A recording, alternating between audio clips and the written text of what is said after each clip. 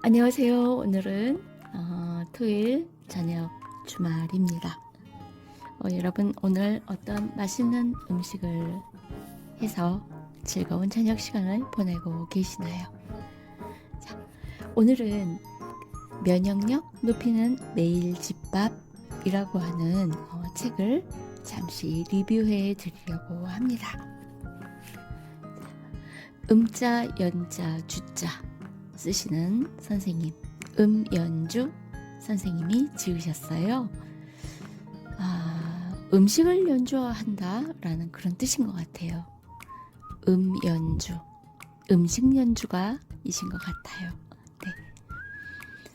자, 이 선생님은요, SBS 생방송 투데이, MBC 생방송 오늘 저녁, 또 YTN 황금 나침반 방송에 이렇게 출연을 하셨네요. 어려서부터 맛있으면서도 건강에 좋기까지 한 음식에 관심이 많았다. 내 몸 살리는 치유 음식을 만들고 싶어서 한의학과 체질 공부도 했다. 공부가 깊어지면서 자신이 왜 10살이 넘도록 늘 감기를 달고 살았을 정도로 병약했는지 알게 되었다. 20여 년 동안 메뉴 컨설팅과 외식업을 병행했다. 그 현장에서 관찰과 실험을 통해 접목해온 체질 음식이 우리 건강을 지키는 면역 밥상이라는 사실을 깨닫는다. 직영 중인 더 건강찬의 모든 음식은 재료부터 양념까지 체질과 면역을 염두에 두고 선택해왔다.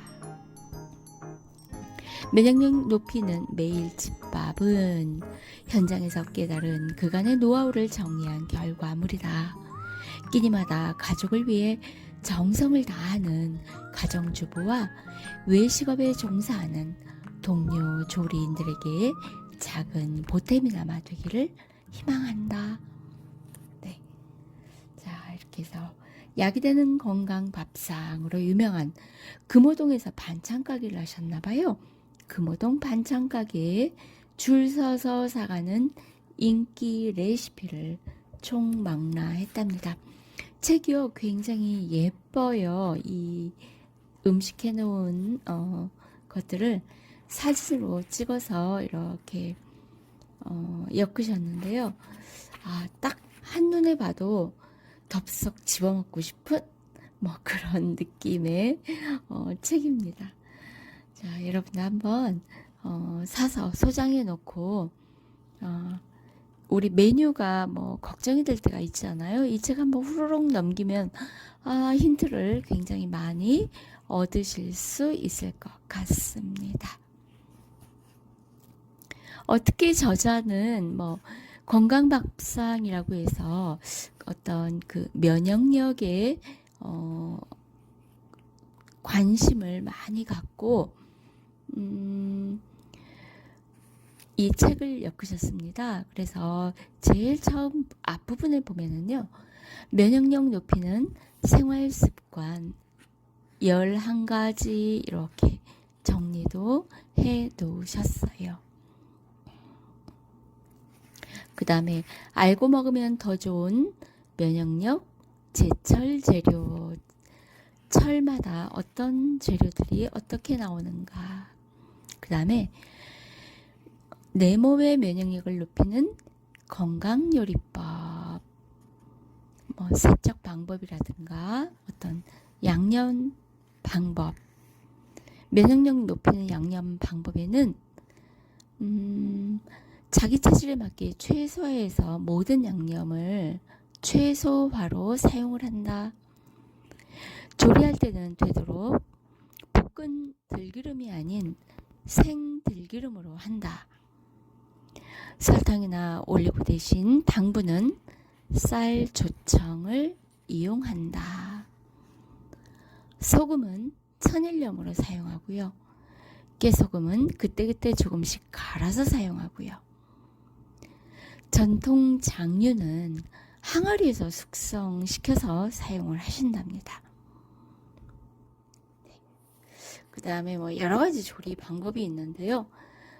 면역력을 높이는 조리 방법에도 여러 가지가 노하우가 있다라고 소개를 하시고 계십니다. 자, 그리고 이제 또 하나 되게 좀 특이한 내용은요. 체질 테스트로 알아보는 맞춤 면역 재료가 있대요. 그래서 우리 보통 사상 체질은 알잖아요. 그런데 이 체질을 8가지로 구분해서 보는 8체질 한의학이라는 것도 있대요. 그래서 사상 체질과 8체질의 장부 특징과 성향이라고 하는 내용도 정리를 해 놓으셨어요. 그래서 8체질에 해당이 되는 건강 음식에는 뭐뭐뭐뭐가 어떻게 있는가, 그 다음에 8체질의 어떤 특징, 성향 이런 것들을 체크할 수 있는 체크리스트들도 준비가 되어 있습니다. 자, 그 중에서요. 면역력 높이는 생활습관 11가지 간단하게 소개해 드릴게요. 첫 번째, 따뜻한 물을 마셔라. 우리 냉장고 음식 참 많이 먹잖아요. 예. 찬물 마시기를 삼가고 미지근한 물이나 따뜻한 물을 마시는 것이 좋습니다. 찬물을 마시면 몸속 찬물을 36.5도로 데우기 위해 많은 에너지가 소모되어 찬물을 수시로 마시면 혈관이 수축되어서 소화장애가 생길 우려도 있고 체온이 점점 낮아지며 급기야 저체온증에 이르면 면역력도 떨어집니다. 암 환자들한테는 저체온인 경우가 굉장히 많다고 해요. 그래서 암의 원인이 되기도 한다. 저체온이. 그러니까 체온을 특히 따뜻하게 높여서 유지를 시키는 것이 암 치유에도 굉장히 좋은 방법이라고 저도 알고 있습니다. 면역력 높이는 생활습관 두 번째, 비위를 따뜻하게 하는 음식을 먹어라. 체질에 따라 오장육부의 장기 중에 약한 장부 또는 튼실한 장부가 있습니다. 사람마다 다 다르지요. 특히 소화기 계통이 약한 소음인은 신장이 튼튼한 반면 위장과 비장이 약한 게 보통입니다. 비위가 약하다는 것은 소화, 흡수시키는 능력이 떨어진다는 의미입니다. 대체로 비위의 열이 약하면 늘 따뜻한 물과 비위를 따뜻하게 하는 생강, 계피, 대추, 인삼차를 마시고 찹쌀이나 맵쌀 등의 따뜻한 성질의 밥을 먹는 게 기본이지요.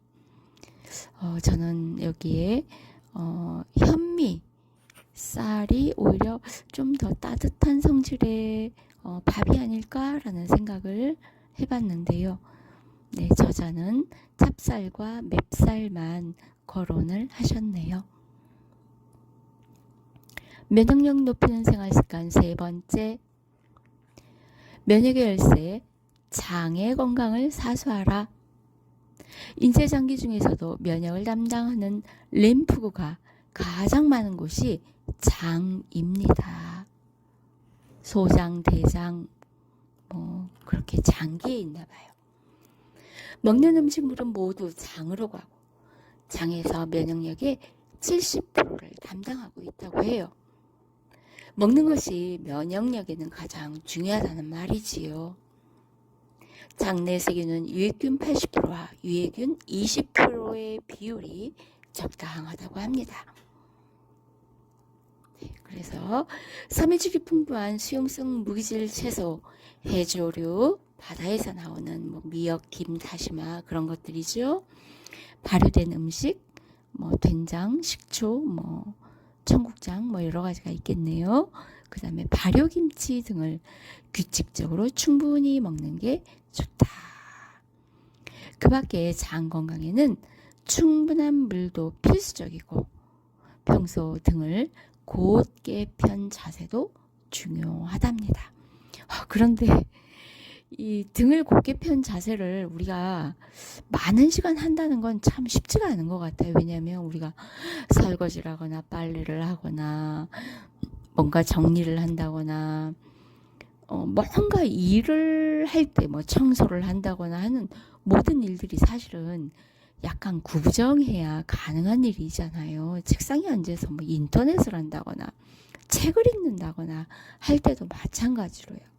그래서 등 펴는 거는요, 신경 써서 일부러 등을 쫙 펴는 운동을 사실은 일부러 틈틈이 해야 할 것 같습니다. 면역력 높이는 생활습관 네 번째, 몸을 따뜻하게 하라. 몸을 따뜻하게 한다는 것은 먹는 것 외에도, 따뜻한 음식을 먹는 것 외에도 평상시에 발이나 목, 배 등을 따뜻하게 유지해야 한다는 뜻입니다. 면역력 높이는 생활습관 다섯 번째, 하루 3끼 식사를 하라. 아이고, 저는 2끼 하는데 이 저자는 3끼를 주장을 하십니다. 자, 사람은 눈을 뜨자마자 생각하기 시작합니다. 뇌가 생각 회로를 돌리기 시작하면 필수적으로 포도당을 쓰게 되지요. 아침부터 두뇌가 활발하게 돌아가려면 가볍게라도 탄수화물을 꼭 먹어야 한다는 말입니다. 맞는 것 같아요. 그리고 저녁에는 소식하는 것이 좋아요. 칼로리를 소비할 수 있는 활동량이 적어서 소화기에 안 좋을 뿐만 아니라, 많이 먹으면 소화기에 안 좋을 뿐만 아니라 체중 증가로 이어지기 쉬우니까요. 면역력 높이는 생활습관 여섯 번째, 음식은 꼭꼭 씹어 먹어라. 이거 아주 중요한 내용이라고 저는 100번도 더 강조하고 싶습니다. 면역에서 가장 중요한 것이 비위의 역할입니다. 비위는 분쇄 공장이면서 동시에 인체의 보일러와 같이 영양을 전신에 골고루 공급해 주는데, 비위가 제 역할을 해야 심장 에너지도 모자라지 않는다라고 말을 합니다. 질 좋은 음식, 소화되기 쉬운 음식을 섭취해야 하는 이유는 이런 음식을 꼭꼭 씹어 넘겨야만 소화 흡수가 잘 된다라는 거지요. 오래 씹을수록 침이 많이 나오고, 침에는 탄수화물 소화 효소와 면역 단백질을 함유하고 있어서 소화를 촉진해 준답니다. 저는 탄수화물 소화 효소만 침에 있다라고 생각을 했는데 면역 단백질도 함유하고 있다고 하네요. 많이 오래 씹으면 뇌로 가는 혈류량이 많아져서 뇌 기능 향상에도 좋다라고 하는 부수적 효과도 있대요. 맞죠. 반대로 음식을 빨리 먹으면 포만감 호르몬이 생성되지 않아 오히려 음식을 더 많이 먹게 된다는 말도 있습니다. 음식을 충분히 씹어서 넘기면 약한 비위에 무리가 덜 가게 되므로 대사에 도움이 되면서 면역력이 높아진답니다. 면역력 높이는 생활습관 7번째, 잠은 충분히 자라. 하루의 피로는 잠만 푹 자도 풀린다고 합니다. 잠이 부족하면 만성 피로로 체력이 약해지고 몸의 심부 온도가 낮아져서 면역세포들이 외부 침입자들을 물리칠 힘이 없어지게 됩니다. 사람마다 차이는 있지만 보통 잠자는 동안 해독 시간이 최소 5시간이라고 하니 적어도 5시간 이상 자야 체내의 독소가 덜 쌓인다 라고 합니다. 네, 우리 뭐 일반인들은 5시간 정도 자도 괜찮을 수 있겠지만 질병이 있거나 암을 몸에 가지고 있으면 충분히 한 8시간 이상은 자는 게 좋을 것 같습니다. 자, 8번째, 싱겁게 먹지 말라. 싱겁게 먹으라는 말의 뜻은 음식 염도를 물이 100%일 때 소금의 염도를 0.9%로 맞추라는 의미라는 게 필자의 생각입니다. 사람들이 피곤해서 몸을 가누지 못할 때 기력을 회복하려고 병원에 가면 맞는 링거액이 0.9%의 소금물에 포도당과 비타민을 혼합한 것입니다. 인체의 체액 염도는 0.9%이며 이 염도가 유지되지 않으면 면역 세포들이 힘을 잃어 외부 바이러스 및 세균에 감염되거나 기타 다른 질병에 걸릴 확률이 높아집니다. 네, 저도 이 말씀에 100% 동감합니다.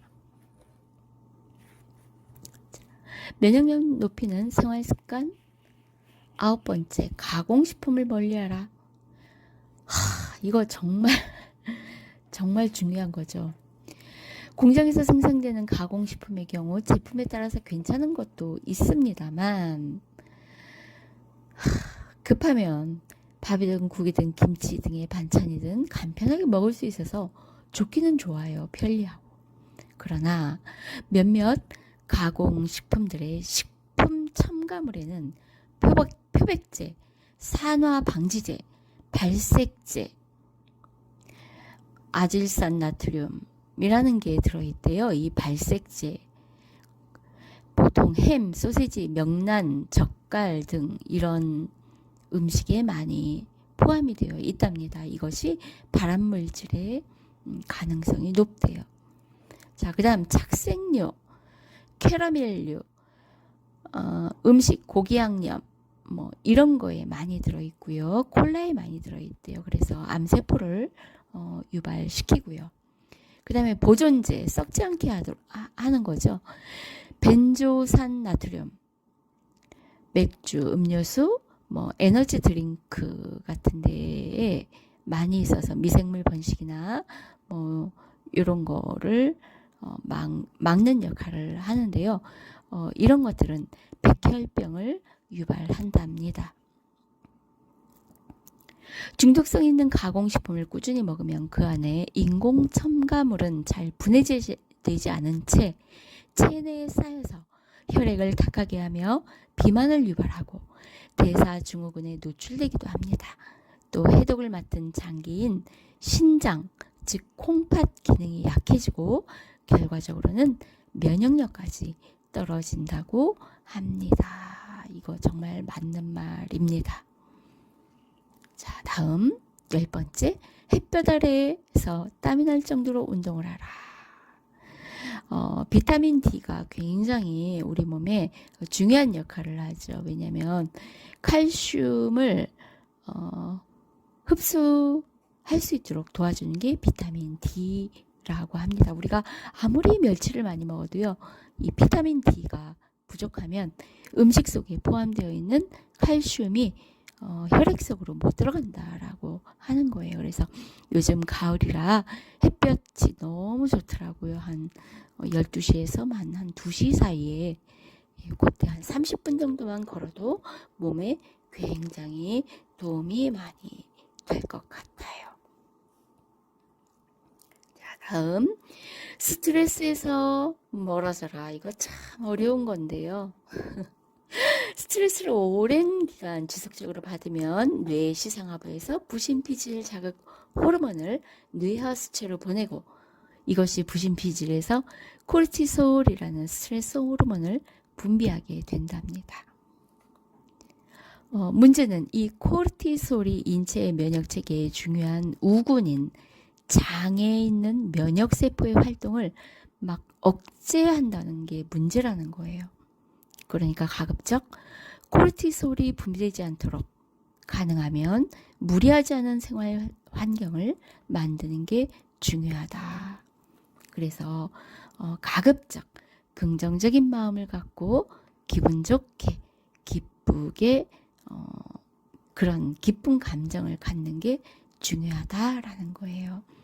생각을 비우고 잡념을 날려보내는 명상을 하면서 정기적으로 머릿속을 청소합시다 라고 하면서 저자가 마무리를 지으셨습니다. 맞습니다. 사실은 아무리 좋은 음식, 아무리 잠을 많이 잔다 해도 기본적으로 스트레스가 있으면은요, 영양분이 제대로 흡수가 되지 않을 것이고요.